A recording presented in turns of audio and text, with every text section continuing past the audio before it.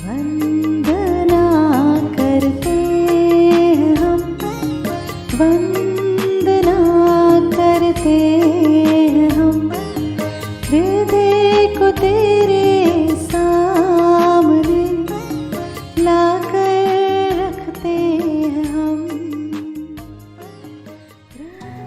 नीति वचन 27। कल के दिन के विषय में डींग मत मार, क्योंकि तू नहीं जानता कि दिन भर में क्या होगा। तेरी प्रशंसा और लोग करें तो करें, परंतु तू आप न करना। दूसरा तुझे सराहे तो सराहे, परंतु तू अपनी सराहना न करना। पत्थर तो भारी है और बालू में बोझ है, परंतु मूढ़ का क्रोध उन दोनों से भारी है। क्रोध तो क्रूर और प्रकोप धारा के समान होता है, परंतु जब कोई जल उठता है तब कौन ठहर सकता है। खुली हुई डांट गुप्त प्रेम से उत्तम है।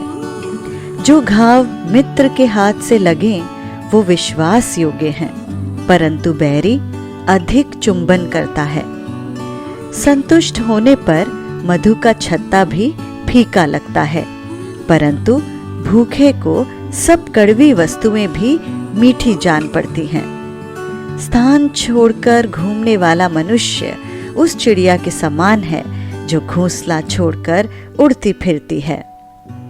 जैसे तेल और सुगंध से, वैसे ही मित्र के हृदय की मनोहर सम्मति से मन आनंदित होता है।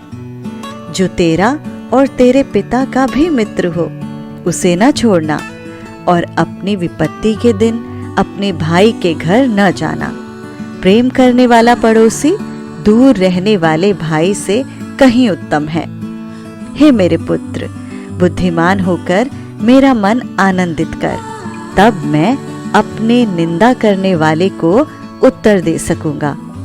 बुद्धिमान मनुष्य विपत्ति को आती देखकर छिप जाता है, परंतु भोले लोग आगे बढ़े चले जाते और हानि उठाते हैं। जो पराये का उत्तरदायी हो उसका कपड़ा, और जो अनजान का उत्तरदायी हो उससे बंधक की वस्तु ले ले। जो भोर को उठकर अपने पड़ोसी को ऊंचे शब्द से आशीर्वाद देता है, उसके लिए ये शाप गिना जाता है। झड़ी के दिन पानी का लगातार टपकना और झगड़ालू पत्नी दोनों एक से हैं। जो उसको रोक रखे वो वायु को भी रोक रखेगा, और दाहिने हाथ से वो तेल पकड़ेगा।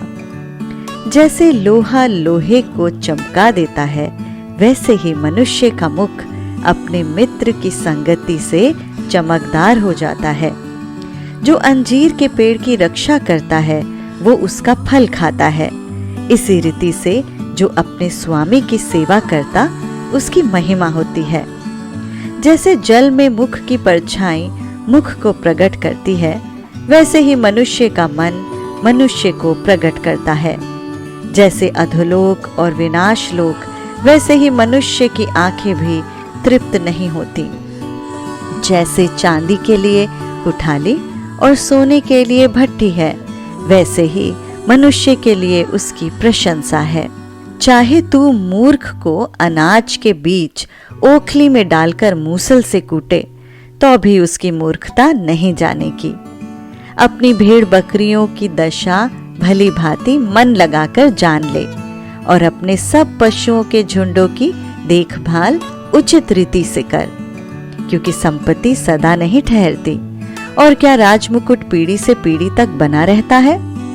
जब कटी हुई घास उठा ली जाती और नई घास दिखाई देती, और पहाड़ों की हरियाली काट कर इकट्ठी की जाती है, तब भेड़ों के बच्चे तेरे वस्त्र के लिए होंगे, और बकरों के द्वारा खेत का मूल्य दिया जाएगा। और बकरियों का दूध इतना होगा कि तू अपने घराने समेत पेट भर के पिया करेगा, और तेरी दासियों का भी जीवन निर्वाह होता रहेगा। परमेश्वर के वचन के पढ़े जाने पर आशीष हो। आमीन।